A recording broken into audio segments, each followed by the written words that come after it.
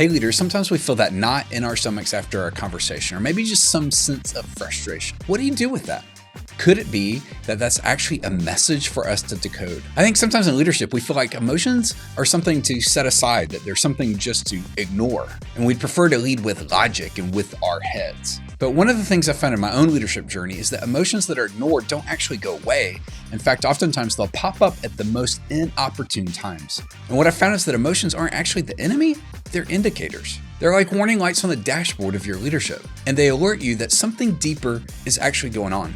And so my question for you today is, are you paying attention to those emotions? Are you decoding the signal that they're trying to send? And I really think that emotions could be the leadership superpower that you've been overlooking. Emotions are actually one of the most powerful tools in the leadership toolkit.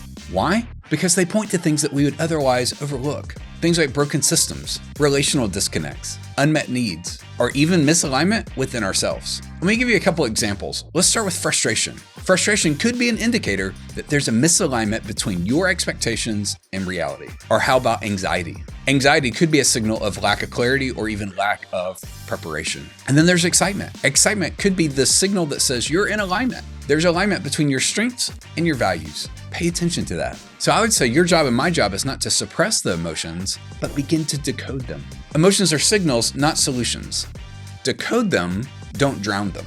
So the practical question is, well, how do you lead with emotional insight? Or in other words, how do you not overreact? Here's a 3-step process that I think is so simple in helping us use emotions well. Number 1, pause and identify the emotion. Before reacting, name what you're feeling. Is it frustration, fear, excitement, maybe something else? Simply labeling it can cause it to lose its intensity in your life. Naming it gives you power over the emotion. When you don't name it, you're giving that emotion power over you. Number 2, ask, what is this emotion telling me? Instead of dismissing it, get really curious about it. Ask yourself a handful of questions like, what triggered this emotion? What might it be pointing to that I've overlooked? Is this a personal issue, a team issue, or maybe just a process issue? And then number 3, respond with intention.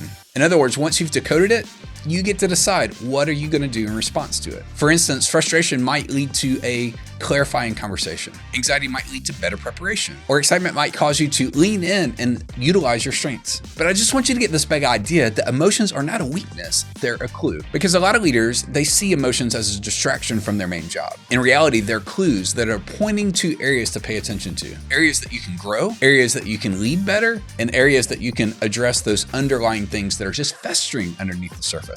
The key I found is to approach them with curiosity and not with judgment. And when you treat emotions this way and you begin to stay curious about them and explore them, they will point the way. They'll be indicators to your next leadership step. So I want to encourage you to listen to them without allowing them to lead you.